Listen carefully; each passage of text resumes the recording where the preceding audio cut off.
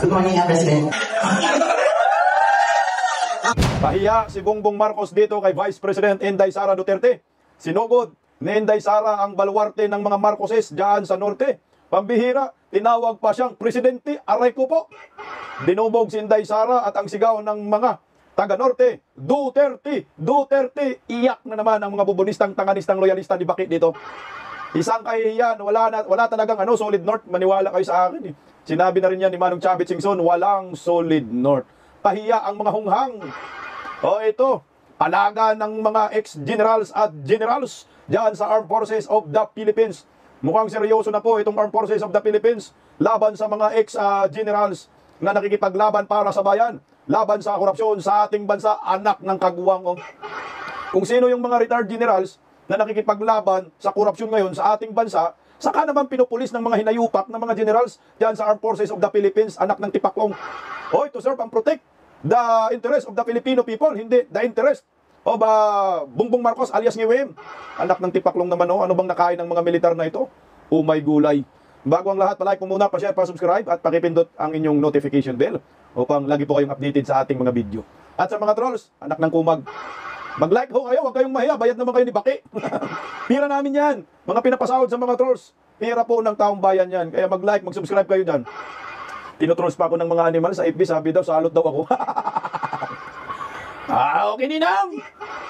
Anak ng kagwang, tayo tuloy tinawag na salot. Ni isang singkong ngiwi, wala ho akong ninakaw sa kaban ng bayan. Yung amo ninyo, trilyonis, ang ninakaw, hindi salot. Sarap ninyong pagbarahangin. Ito mga kababayan ko, lumalala na po ang korupsyon sa ating bansa. Mukhang hindi na po alam ng sambayanang Pilipino kung paano po masolusyonan itong garapalang nakawan sa ating bansa. May gulay, harap-harapan panggagago sa maraming Pilipino. Nang ibang Pilipino ay mga tulog pa rin. At ang mga opisyal ng gobyerno, mga militar, mga kapulisan, tulog pa rin. Ang tanong, sino ba ang aasahan ng sambayanang Pilipino na magiging kakampi ng mga inaapi, ng mga kurakot, mga buhaya dyan sa Palasyo de Polvoron, anak ng tipaklong? Sino pupuntahan natin? Ang minasahan nga ho natin na magprotekta sa kaban ng bayan, magprotekta sa mga Pilipino, mga ordinaryong Pilipino, citizens of the Republic of the Philippines, ay itong mga militar, itong mga active na mga uniform personnel. Dapat i-neutralize nila ang nakawang harapan sa ating bansa. Ngayon, ano ho ang nangyayari? Nagmistulang mga protektor ang mga kagwang sa mga politikong polpol na walang haba sa pagnanakaw sa kaban ng bayan. Kaya ito, ang mga retired Armed Forces of the Philippines generals, hindi po nila maiwasang magsalita dahil alam ho nila kung ano po ang nangyayari sa ating bansa. Kaliwat ka ng nakawan, bulag pa rin ba kayong mga active uniform personnel? Okay ninang. Ginagago na tayo, kailangan kayo ng taong bayan. Bumoses po kayo. I-neutralize po ninyo. Babalaman lang sana na kayong mga politiko, pag nagnakaw kayo sa kaban ng bayan ng trilyon-trilyon, asahan po ninyo, puprotektahan po namin ang kaban ng bayan at ang mga Pilipino. Hindi namin kayo protektahan. Period. Anak ng baka. Kaya ngayon tuloy, ito ngayon mga kababayan ko, ang pinupulis ng mga Armed Forces of the Philippines ngayon, itong mga militar, ang mga retired generals, na nakikipaglaban para sa karapatan ng bayan, para sa kinabukasan ng mga kabataan at ng ating mamamayan. Dahil nakita na ho nila, wala na, bagsak ng bansa. Ginagago na ho tayo, harap-harapan ng mga politiko na nakapalibot ngayon sa Marcos administration. Kaya ito, naglabas po sila ng pahayag kagahapon, ay tatanggalan di umano ng pensyon itong mga retired generals dahil sa pagpapakalat di umano ng fake news. Anak ng kagwang naman kayo yung fake news. Ito, pakinggan po natin ang balitang ito. Pension no more. Pinag-aaralan ngayon ng AFP na tanggalan ng pensyon ang mga retiradong opisyal na mapapatunayang pasimuno o nakikisa sa umunoy kuplot laban sa gobyerno. Hindi raw nito binabakuran ng free speech pero paalala nila, mayroon din itong limitasyon. Narito ang Agenda Weekend Report ni Ivy Reyes. We're also humans. We also have our own opinions. And ito pong nangyayari sa bayan, meron din po kaming sariling pananaw namin tungkol dito. But as we embrace the profession of arms, the regimented life, we have also waived our right to free and open speech. Nanganganig na matanggalan ng pensyon ng mga retired officials ng Armed Forces of the Philippines kung mapapatunayang nagpapakalat ng fake news o nanghihikayat na mag-aklas laban sa administrasyon. Ayon sa AFP, pinag-aaralan nila kung pwedeng isailalim pa sa court-martial ang mga retiree. Our stand on this is that we will not will be taking this sitting down. No, we will take the proper legal actions po, no, sa mga ganito. Ang Armed Forces of the Philippines po, tuloy-tuloy po kami, no, na nakafocus sa aming mandato at sa aming trabaho. And hindi po namin i-allow na meron nga pong ibang entities that would shift our focus from what we are doing. Bagamat si Court-martial, retired mga uniform personnel, anak ng kagawang, pinipilit lang talaga ho ninyo yung kahibangan ho ninyo. Yung court martial, para yan sa mga active uniform personnel, active militar, na pag mayroong ginawang labag sa inyong institusyon, paparusahan ho ninyo. Kaya nga may tinatawag na court martial. Pero yung court martial, para sa mga civilian, anak ng kagwang, hindi na ho yun po pwede. Animal naman talaga para tayong martial law. Hindi ho po pwedeng ganun. Kaya nga nag-retard na ho sila, kasi retired na sila, labas na po sila sa mga kung ano man ang mga batas po ninyo, diyan sa Armed Forces of the Philippines. Yung batas ninyo ay para yan sa mga active. Pero yung mga retired, kaya nga nag-retiro kasi labas na sa inyong mga panuntunan eh. Malaya na ang mga yan. Hayaan nyo na magsalita. Hayaan nyo na i-voice out. Ano ba kasi ang ipinaglalaban ninyo diyan sa Armed Forces of the Philippines? Prangkahan nga ho tayo dito, mga kaibigan nating mga militar. Ang daming nanonood sa Bisdak Pilipinas, lagi sa kampo ho nila eh. Mula noon, nakikipaglaban natin, yung mga militar nandito na yan sa Bisdak Pilipinas, maraming nagko-komento, maraming nagmi-message sa akin, pinapanood tayo sa kanilang mga kampo. Pero ito, pasensya na mga kaibigan, talaga nga, hindi ako uuyon dito ngayon sa pamunuan ng Armed Forces of the Philippines. Ano ba ang layunin at ano ba ang tungkulin ninyong mga militar sa bayan? Di ba ako kayo ang magpoprotekta sa mga Pilipino? Itong ginagawa ngayon ng Marcos admin, ito ay emergency po, ito ay state of emergency. Dahil inuubos na po ang tira ng bayan at marami nang namamatay na mga Pilipino sa mga dilubyo, kagaya ng baha. Ngayon, ang dami na naman baha ngayon sa Ruas, di ba? Patay na nakakatakot na baha. Ninanakaw yung kaban ng bayan, trilyon-trilyon. So anong stand ninyo ngayon? Tatahimik lang kayo? Puta, ang ipinaglalaban ng mga retired uniform personnel, hindi lang po pansarili nila, kundi para sa bayan. Lahat kayo, laban natin ho ito. Lalabanan ng korupsyon. Bakit ba? Itong lumalaban sa korupsyon, ito yung pinag-iinitan ho ninyo. Puta, nakakaduda naman po kayo dyan, yung mga opisyal ng Armed Forces of the Philippines. Kayo mga ordinaryong mga militar na nanonood sa Bisdak Pilipinas. Ano ba ang hangarin na tungkulin ho ninyo para sa bayan? Di ba ho? Kalabanin natin yung mga mapagsamantala sa kaban ng bayan. Magalit tayo sa mga kurakot. Magalit tayo sa naglilima sa kaban ng bayan na malita-malita. Harap-harapan tayo ginagago eh. Pero bakit? Yung mga lumalaban tuloy ng mga retired uniform personnel, ito yung ginagago ho ninyo, tinatakot. Dapat magpasalamat kayo. Kung kayo mga active uniform personnel, mga militar, kung hindi ho ninyo kaya magbubusis laban sa korupsyon kasi active po kayo, dapat nga ho kayo yung bubusis kasi active kayo eh. Kasi yun yung tungkulin ho ninyo. Protektahan ang mga mamamayang Pilipino. Ito ay state of emergency. Ginagago na po tayo ng mga kurakot. Alam niyo yan. Alam ng taong bayan yan. Kung hindi nyo kayang sumigaw, hayaan nyo. Yung mga yung mga retired uniform personnel, na sila na lang ang sisigaw para sa inyo. Sila ang sisigaw para sa pamilya ninyo. Sila ang sisigaw para sa mga anak ninyo. Kasi takot kayo eh. Kasi active pa kayo. Takot kayo mawalan kayo ng sahod. Mawalan kayo sa serbisyo. O sige, kung ayaw nyo yan, hayaan nyo. Yung mga retired uniform personnel. That's part of freedom of expression and freedom of speech. Puta, hindi naman siguro tayo mga bulag. Mga kaibigan nating mga militar. Alam naman siguro ninyo ang sitwasyon ng mga Pilipino at ng bansang ito. Dapat nga kayo ang mag-neutralize nito. Gigit na kayo. Hindi namin sinasabi na may kakampihan kayo at may papanigan, kakampi kayo sa amin. Dapat nga kakampi kayo sa mga Pilipino dahil yun po talagang inyong tungkulin. Poprotektahan ng mamamayan. Hindi, wala naman nakalagay sa batas na protektahan niyo ang presidente. Ang protektahan ninyo ang mamamayan at kaban ng bayan. Dahil damay-damay tayong lahat dito. Pag Pilipino ka, kahit military ka, nimal, kasama ka ho dito sa problema ng korupsyon. Tuloy ho. Civilian na ang status ng mga ito pag hindi ng sandatahang lakas. Nang pumasok sila sa hanay, may sinumpaan silang tungkulin na sumunod sa mandato ng AFP. Ibig sabihin, hindi raw sila basta-basta pwede magsalita ng laban sa gobyerno. Civilian nga po yung category nila. But ito nga pong sabi natin, since nag-receive po sila ng pension, pag-aaralan po natin kung how this will fall into play. Oh lol, madam!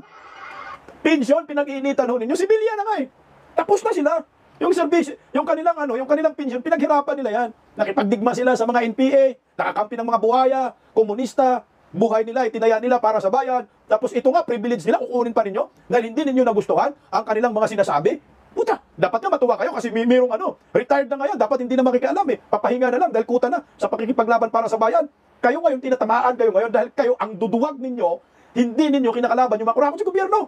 Ang duwag ninyo. Kaya hanga pa nga ako sa mga retired uniform personnel, Armed Forces of the Philippines. Kasi bakit? Lumalaban sila. Patuloy nila ginagampanan yung kanilang pinunumpaang salaysay bilang isang mga active personnel, active militar noon. Na kahit retired na sila, pinoprotektahan pa rin nila ang mamamayan, ang bayan ng mga Pilipino. Pero kayo, ano kayo ngayon? Huwag niyong bilugin ang taong bayan. Putang yung pensyon. Papakialaman ninyo. Oh my gulay. Pwede silang mawalan ng pensyon, ganun po ba? If the legal channels determines that this is so, then we will follow.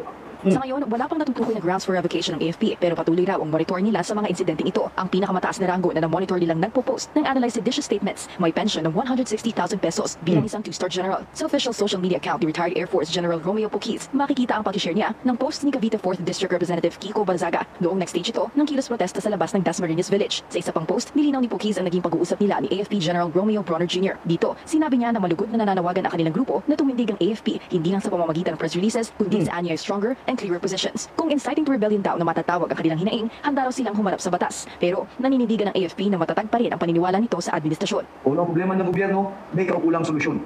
Hindi militar ang solusyon sa problema ng gobyerno. Overall, no, what we can say is we stand for truth over trolls and we choose service over slander. Hindi naman daw nila tinatanggalan ng karapatang magsalita ang mga militar dahil wala naman daw makababawi nito sa kahit na sino. Pero paalala ng pamunuan ng AFP, professional dapat ang kilos ng mga nasa hanay. Stand for truth. Ano ba ang katotohanan? Madam, Armed Forces of the Philippines, ang katotohanan po ngayon ay ninakawan tayo harap-harapan ng mga kawatan sa gobyerno. Yan ang katotohanan. Hindi nyo pwedeng pagtakpan yan. Dahil kalat na yan sa buong Pilipinas at sa buong mundo. Magtakin nyo, yung mga taga-ibang bansa, mga foreign countries, mga foreigner, alam nila ang nangyayari sa ating bansa, nakaliwat ka ng korupsyon. Tingnan mo ngayon, tanggap ba ninyo ito mga militar? Na ang Pilipinas ngayon ay pumangatlo sa pinakakurakot na bansa sa Southeast Asia nation. Hindi nyo, utangin na, number 1 yung, I think, Myanmar. Number 1 yung Colombia yata. Number 2, Myanmar. Pangatlo ang Pilipinas. Ganong katindi ang korupsyon na sinapit ng ating bansa. Kung kayo hindi kayo titindig, kung kayo hindi nyo in-neutralize itong animal na nangyayari sa ating bayan pangungurakot, sino po ang titindig? Dapat nga kayo ay magsilbing moderator at maglabas ng babala bilang isang protektor ng watawat ng Pilipinas, protektor ng soberanya, protektor ng mga Pilipino, protektor ng bansa. Kayo ay maninindigan, kami maninindigan bilang Armed Forces of the Philippines, sundalo ng mga Pilipino, hindi sundalo ng politiko. Maninindigan kami para sa bayan na kayong mga kurakot kayo, tumigil na kayo. Ibalik ninyo yung mga ninakaw ninyo. Dahil pag hindi, kami ang mga kaharap ninyo at titindig kami para sa mga Pilipino. Simple as that. Hindi naman namin sinabi na mag-aklas kayo mga hunghang. Kayo nga yung last na dapat mamamagitan eh. Tapos ito, hindi nyo kayang mamamagitan, hindi nyo kayang mag-voice out dahil sinasabi ninyo, hindi kayo makialam, animal naman talaga. Ano bang tungkulin ninyo? Di ba protektahan ng Pilipino? Hindi lang naman tungkulin ninyo na protektahan ng mga Pilipino laban sa mga mananakop, laban sa mga kalaban, mga komunista, mga terorista. Hindi lang naman yan. Puprotektahan ang inyo ang mga Pilipino laban sa mga kurakot. Tungkulin nyo rin yan. Kasama yan. Ninakawan na tayo. Ang bantao sa atin ay nasa loob ng ating bansa. Nandito. Sa gobyerno. Nandito yung mga kurakot. Nandito yung mga totoong ginagago ang mga Pilipino. O ito yung sagot ni Romeo Puquiz. Ako, mas bilib pa nga ako kay Romeo Puquiz eh. Kaysa mga active mga Armed Forces of the Philippines. Ito na ninindigan. Wala siyang takot. Ito pumunta talaga sa kalsada. Bakit? Anak ng kamote. Tingnan ho ninyo. Ito yung sagot ni Romeo V. Puquiz. Ito, basahin ko lang para tungkol sa pag-cancel ng pension. Sabi ko, cancel my pension. A military pension is an earned and vested right, not a privilege that can be withdrawn at will. Under the law, it may only be cancelled or suspended upon final conviction of a crime involving more turpitude and disloyalty, not on mere allegations or administrative whims. The Armed Forces of the Philippines public disclosure that my pension as a retired two-star general may be cancelled for alleged sedition and fake news is a grave distortion of both law and justice. This move is actually not a threat to me personally. It is a warning to those still in active service, as more and more soldiers express concern and sympathy for the growing public protest against massive corruption in government. Let it be clear, loyalty to the nation does not end at retirement, and truth-telling is not sedition. Pucha, bakit kasi may issue sedition pag mga ganyan? Naglabas ka ng hinanain mo. Sinasabi mo yung totoo. Totoo naman talaga. Na hinaharap-harapan tayong ginagago ng mga kurakot sa gobyerno. Bulag na rin ba ang mga militar? Binubusala na rin ba ho kayo? Yan ang hindi maganda. Dahil ito ay pananakot po ito. Banta po ito sa malayang pamamahayag. At ang nakakainis, dahil nanggagaling pa itong mga pananakot na ito sa mga militar. Parang lumalabas, batas militar eh. Kasi nung batas militar kay Marcos Sr., ang batas ay mga military ang nasusunod. Kung anong gawin ng military sa'yo, wala kang magawa, damputin ka nila, wala kang magawa. Ito, tanggalan mo ng pension sila. Sabi, tanggalan namin. Bago daw pala matanggal yung pension, dapat may conviction. Anong conviction nila? Anong kasalanan nila? Kasalanan nila yung naghayag ng totoong damdamin nila. Hindi mo pwedeng anuhin yan, kumbaga pigilan. Kasi pag pinipigilan ninyo yan, ilalong magre-rebelde yan, hayaan nyo na lang. Parts man yan ng pagiging nila, private citizen. Sabi naman ni Ma'am Malutikia, aalisan ng pension ang mga retiradong sundalo? Bakit? Pag-aarit nyo ba buhay nila? Sila ang nagsakripisyo. Tama? Tama yan ang sukli nyo. Tsaka yun na nga itong mga to, nag-retire na nga to kasi kuta na sa sakripisyo. Nasa batas natin, pwede ka na mag-retire kasi sa serbisyo mo, anong pension mo? Itong pension nyo, makukuha nyo. Monthly, 160,000. Puta, wala kayong pakialam dyan. Kasi yan, privilege niya yan. Yan ang sukli. Yan yung premyo. Bigay papasalamat ng mga Pilipino na nung nagiging active pa siya sa sandatahang lakas, ginampanan niya ang kanyang tungkulin pagprotekta sa taong bayan at sa watawat ng ating bansa. Pero ngayon, dahil retired na siya, tuloy pa rin ang pakikibaka niya para sa bayan, pupulisin ninyo at babatuhin ninyo ng inciting to sedition. Bakit ba yung mga bubunistang, tanganistang, mga pinklawan-dilawan, bakit ayaw nyo kasuhan? Yung mga NPA, nasa kalsada nagrarally, hindi nyo makasuhan ng inciting to sedition? Samantala itong mga retired uniform personnel, lumalaban sa mga komunista, lumalaban sa mga rebelde, inciting to sedition, anak ng kagwang, only in the Philippines. Kung hindi niyo kaya protekta ng mamamayan, mag-resign na lang kayo. Kung ang interest niyo ay para po sa mga politikong mga buhaya dyan sa gobyerno, mag-resign na lang kayo. Kawawa naman kami mga Pilipino na nagpapasahod daw sa inyo. Mas pinoprotektahan ninyo mga kurabot at mga buhaya na dilubyo ang hatid sa ating bansa. Kaya nga nagkalindol-lindol na tayo Kasi kayo, protector of the Filipino people, protector ng Philippine flag, protector ng bansang ito. Kayo yung tahimik. Kayo yung walang ginagawa. Putang ina, gumising ko kayo. Anong klaseng kayong public servant? Anong klaseng kayong militar? Tinalo kayo ng Indonesian, militar. Tinalo kayo ng Nepalese. Tinalo kayo ng taga-Madagascar. Putang ko, ang lilit ng kukotiho ninyo. Sabi naman ni Attorney Trexie Cruz Angeles, so i-hostage ang mga pensyon dahil na-hurt kayo sa sinasabi ng mga military retirees. May pa-fake news pa kayong ginagamit. A term which still has no legal definition. Pag-sure, Kasi binabatong ho sila ng fake news, yung mga retired uniform personnel. Kagaya ho nito. Magugulat ka, napaka-defensive ng Armed Forces of the Philippines. Browner, magkano? Di ba may kumakalat sa mga pahayagan na di umano, itong Armed Forces of the Philippines, merong 15 billion ghost projects. Ngayon, sino yung nagpapalabas noon? Hindi naman mga retired uniform personnel, hindi naman mga retired generals. Ang nagpapalabas noon ay mga media, mga mainstream media. At kinuha ng mainstream media, doon mismo sa sinasabi ni Gibo, sa hearing ng budget sa National Defense. I think sila Wing Gatchalian na sinabi doon na mayroong 15 billion na nilagay ho at idineklara ng DPWH na cleared, completed ang proyekto ng halagang 15 billion. Proyekto ng Armed Forces of the Philippines. Sila yung parang nakikinabang siguro yung mga barracks, yung tikas ba yun? Tikas, sa amin kasi tikas magnanakaw. Na naiulat naman po sa NIT 25. At hindi lang naman NIT 25 ang nagsasabi na mayroon di umanong 15 billion. 15 billion o 15 trillion? Anak ng kagwang, 15 billion yata, billion, trillion pala, utang ng Pilipinas yan. hindi lang 15 trillion utang ng Pilipinas. Kagaya nito, 18 trillion na utang ng Pilipinas, mga uniform personnel. Okay lang kayo? Anak ng kagwang naman, natatahimik ninyo, mga yawards talaga. Kaya nag-imutok din sila ng butsi dyan sa 15 billion. Kasalanan ni Gibo, sinabi niya doon sa hearing. At binalita ng mga mainstream media. Diniklarang completed, pero nung pinuntahan, hindi completed yung mga proyekto. So anong tawag doon? Puta! Ghost projects! Nasaktan sila. Na? Alam niyo po kasi, pag hindi totoo, hindi mo na kailangan magiging defensive ka. Magpakita ka na lang, ipakita mo na lang sa publiko, magiging transparent ka na. Total itong Armed Forces of the Philippines, kung hindi na po kayo kinain ng mundo ng politika at ng mga politiko, simple lang naman ninyo i-rebat yan Hinanggagaling din yan kay Gibo Binalita ng mga sa mainstream media at binalita rin po ng mga political bloggers. Siyempre, mainit ngayon ang korupsyon. Mainit kayo ang issue sa ghost projects. So ngayon, malaman-laman natin na kayo, protector, ng sambayan ng Pilipino, mayroon palang ganitong di umanong issue na 15 billion pesos na ghost projects. Pwede nyo itanggi. At maglabas po kayo ng mga datos na hindi totoo na may ghost projects. Ipaliwanag nyo. Kasi ang hirap lang, pamilya kayo. Magsalita kayo. Hindi totoo. Tinanggi namin na fake news po. Yung sinasabing 15 billion. So para mapatunayan po ninyo na hindi fake news, yung 15 billion worth ghost projects di umano dyan sa inyong institusyon, sa hanayo ninyo, na tinuguruan kayong protector ng sambayan ng Pilipino. Simple lang naman. Gumawa po kayo ng report. Puntahan po ninyo yung mga proyektong natukoy dyan. Bidyuhan po ninyo. Tapos na ba? Napakinabangan na ba? Totoo ba completed?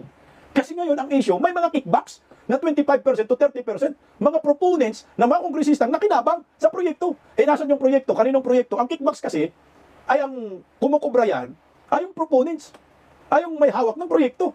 Kaninong proyekto sa Armed Forces of the Philippines? Kaninong control ang Armed Forces of the Philippines? Kay Browner. Hindi natin sinabi na kurakot si Browner. Hindi natin sinabi na kayo mga military nangungurakot. Pero may isyong ganito, linawin ho ninyo. Huwag kayong gumawa ng issue at pagtakpan ninyo ang katotohanan.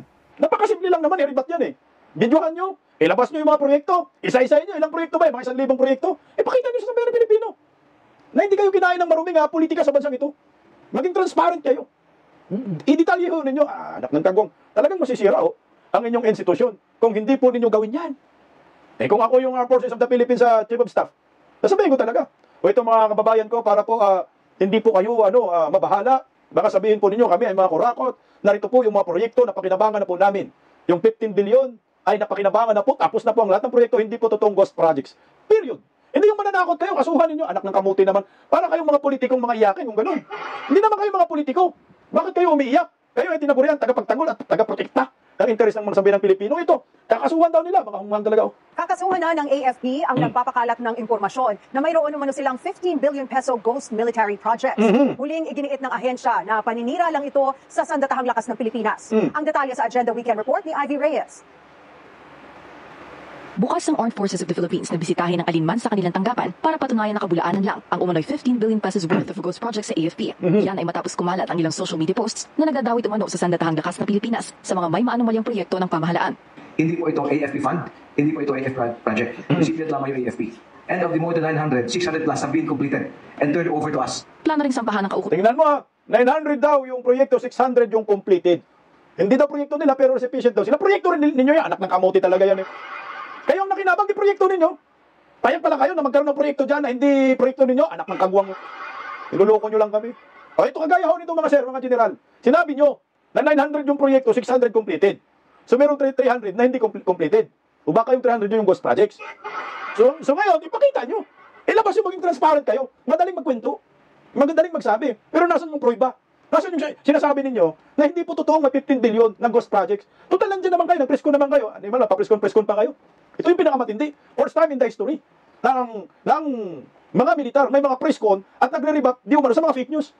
First time in the history na yung mga militar nag-preskon na di umano mayroong 15 billion na ghost project, anak ng kagwang. Kung hindi ho ito totoo, bakit may issue? Gusto niyo patunayan na hindi yan, ghost projects, nagbanggit kayo. Nasaan yung 600? Isa-isa inyo. May video kayo? Magkano yun? Kung tapos na. Yung 300 nasan? Ito ho yung kailan nag-umpisa? Magkano? Kailan matatapos? Maging transparent kayo. Kasi kayo ang tinaguri, ang tagapagtanggol, tagapagtanggol sa kaban ng bayan. Yan ang totoo. Kayo po yung magbabantay sa kaban ng bayan, hindi yung tutulog-tulog kayo. Nasaan yun? Simple lang naman.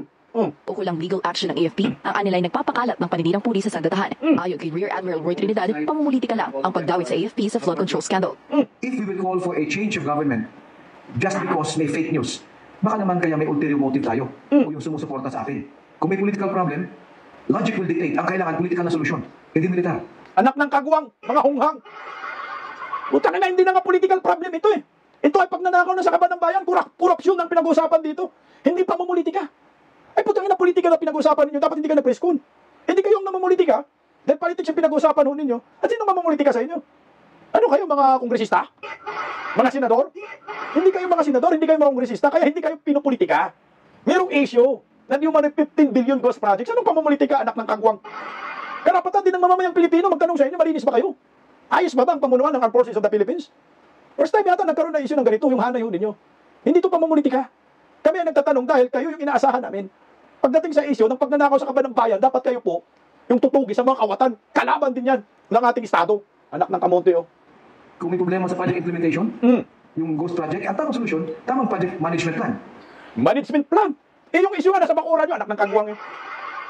Sir, nasa bakuran nyo yung issue. Binabato kayo ng putik na 15 billion.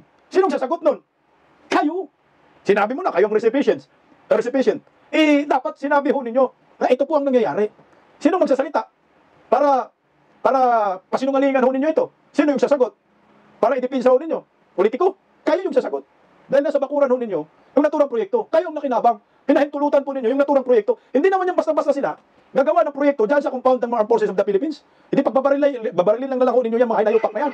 Hoy kayo mga buhaya, huwag kayo gumawa dito ng proyekto sa amin. O tangina, korupsyon na naman yan. O di ba ho? Pinahintulutan po ninyo yung mga proyekto na yan. Kaya responsibilidad po ninyo yan. Hindi pa mumulitika. Kaya may karapatan ho kayo, pigilan itong korupsyon kung meron man dyan sa inyong hanay. Huwag niyong takpan ang katotohanan. Sisigaw at sisigaw yan eh. Paano na yan kung imbestigahan kayo doon sa Senado, ipatawag kayo at lalabas ang katotohanan at sinasabi ninyo fake news yung 15 billion, eh puta lalo kayong mag-demoralize. Lalo kayong yung institusyon nyo masisira dahil sa inyong paninindigan na baluktot. Eh kung totoo yan, aminin na ho lang ninyo. Eh kung si Senador Marcolita yan, magpasa ng resolution kasi yung 15 billion pa naman na yan, ako ang alam ko, unang nilabas sa NET 25.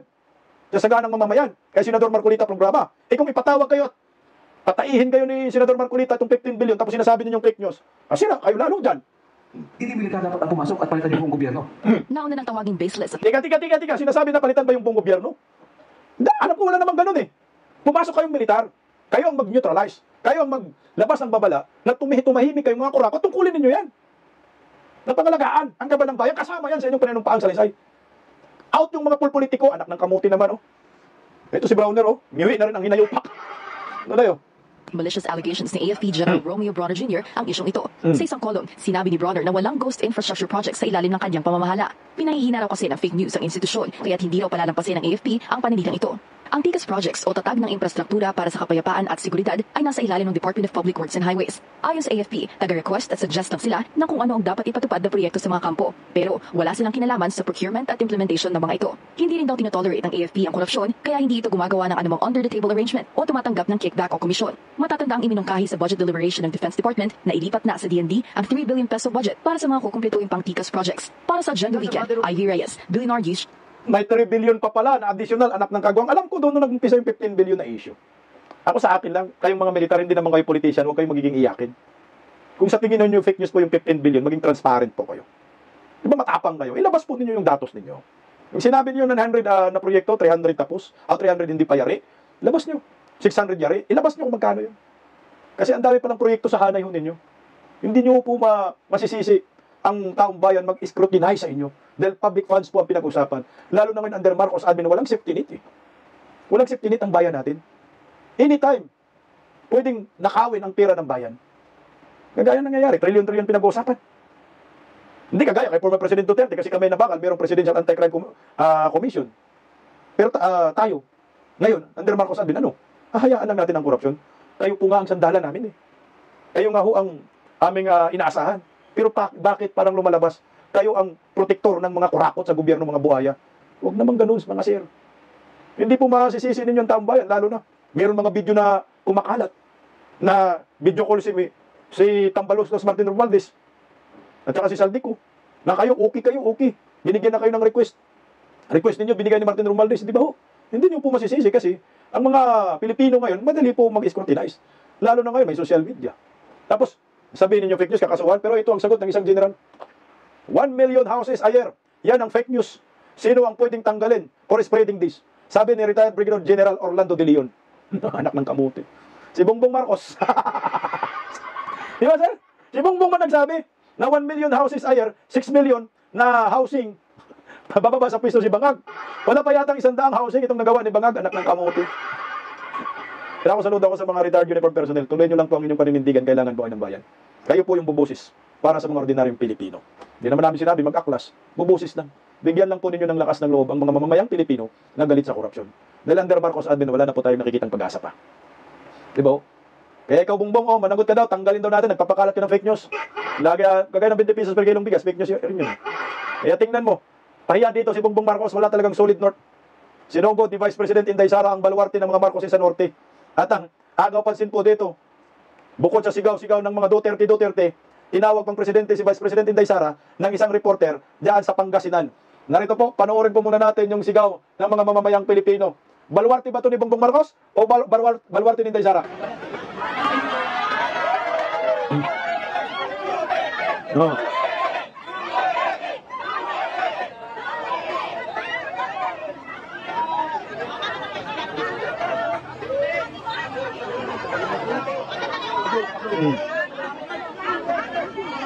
Sipin mo. Norte na yan ha. Anong sigaw? Duterte, anak ng tipaklong kagwang. Hindi napahiya kayo, mga hinayupa kayo dyan. Walang solid north. Merong solid north. Pahiya kayo, no? Tindi ni Inday Sara. Manawag Pangasinan, baluarte ng mga Marcos sa norte. Sinugod, ang sigaw, Duterte, Duterte pa rin. O ano na mga bubunistang, tanganistang, loyalista ni Ngagwa? May solid north? Wali. Solid Duterte, ang solid north. Kaya, kayong mga Armed Forces of the Philippines, pag si Inday Sara maging presidente, tumino kayo. Mas matindi pa to kay former President Rodrigo Roa Duterte. Pakinggan po natin yung statement interview kay Vice President Inday Sara Kaunti, na tinawag po si Inday Sara ng reporter na taga ng Pangasinense reporter na presidente, anak ng kagawad. Nadulas lang dito. Yung reporter, yung tawag presidente. Presidente naman talaga yan. Tingnan natin. Tungkol po sa nalalaman po natin na napakalaking kong nangyayari about sa cultural corruption. Ano po yung masasabi mo?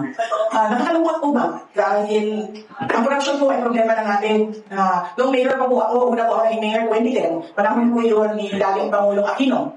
At bumalik po ako na, una po ako naging public official is 2007. Panahon po yun ni dating Pangulong Arroyo. Tapos naabutan ko po si dating Pangulong Aquino, President Duterte, ngayon po President Marcos. Nalulungkot po ako dahil ang korupsyon, usapin na po yan noong panahon ng 2007. Reklamo na po natin yan, mga Pilipino, noong 2007. Ang ini-expect po sana natin sa administrasyon ni Pangulong Marcos noong siya ay magpo bilang presidente ay mabawasan yung korupsyon. Dahil nakakaabala siya unang-una sa mga tao, sa mga negosyante, and syempre sa kaulalan ng bayan.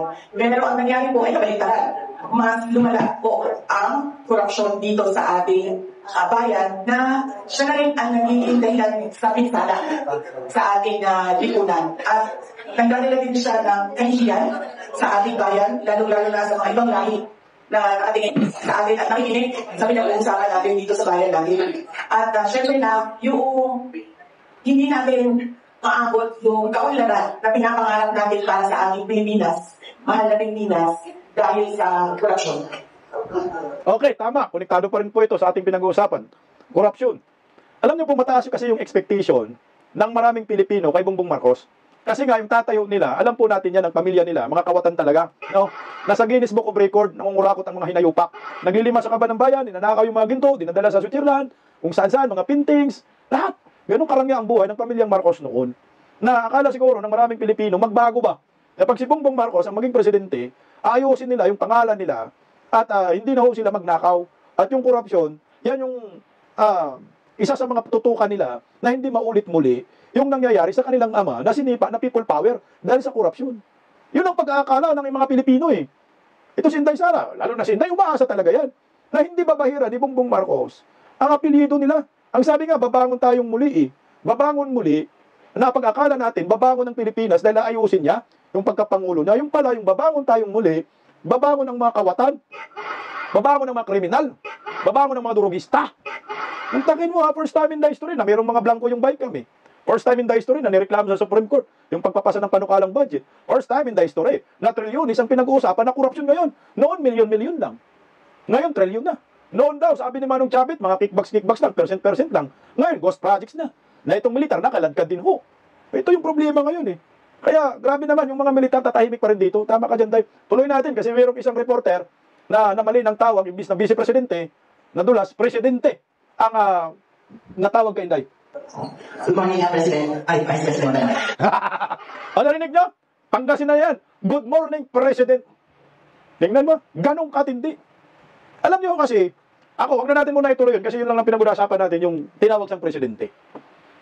Kung ano yung damdamin mo at nasa isip mo, yan ang lalabas sa bibig mo. Kagaya nito, nagsasalita kami. Kung anong nasa puso ko, nalalagay sa isip ko. Yun yung i-release sa bibig ko pag ako ay nagsalita. Eh siguro, yung reporter na yan, ang isip niya, si Inday Sara ang presidente para sa kanya. Si Inday Sara ang tumatayong pangulo para sa kanya. Dahil si Bongbong Marcos wala naman, di ba? Sa mga dilubyo, si Inday Sara. Kaya hindi mo rin masisisi na yung damdamin ng isang tao ay tingin kay Vice President Inday Sara ay presidente. Buti na lang, hindi natutukan ito ng video. Kasi kung natutukan ito ng video, baka magalit pa si Palaka at yung mga bubulistang tanganistang loyalista ni Ngagba. Wala kayong magawa. Yun yung puso niya, damdamin. Mantakin mo, nasa Pangasinan pa to sa norte, tinawag na presidente si Vice President Inday Sara Duterte. Kasi nga, yung galaw ni Inday Sara ay presidente. Yung ginawa ni Inday Sara ngayon ay dapat ginagawa ng presidente.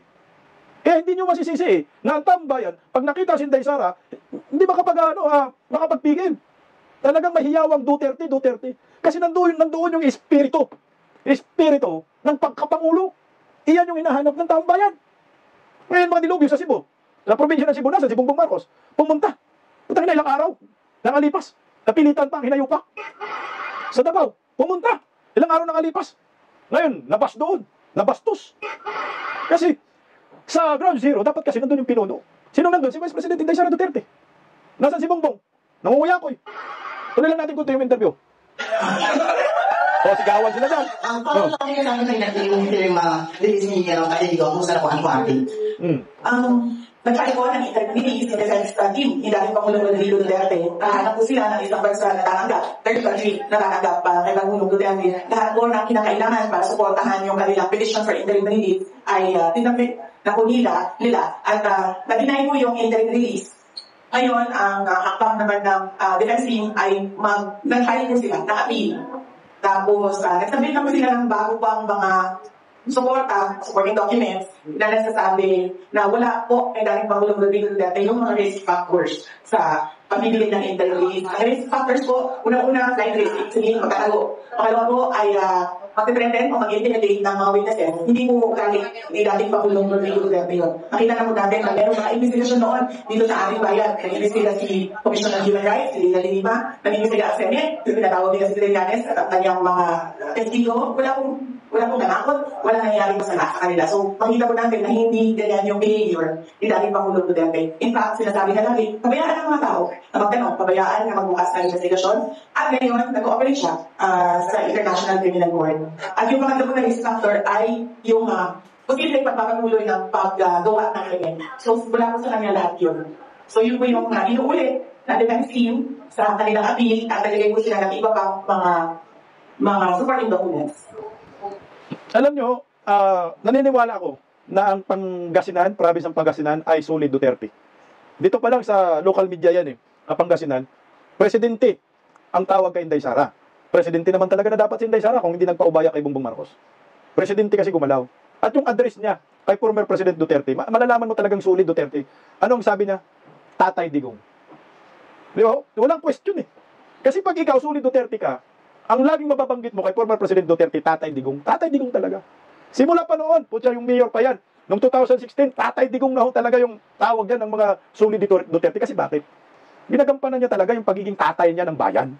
Kaya Tatay Digong ang sinasabi ng mga Pilipino. Yung mga galit kay Duterte, komunista. Dilawan, pinklawan. Ngayon, bubunista. Nadagdagan. Putya talagang, wala na kayong magawa dito. Ang kapalaran ni Inday Sara, nakasulat talaga, maging presidente ng Republika ng Pilipinas.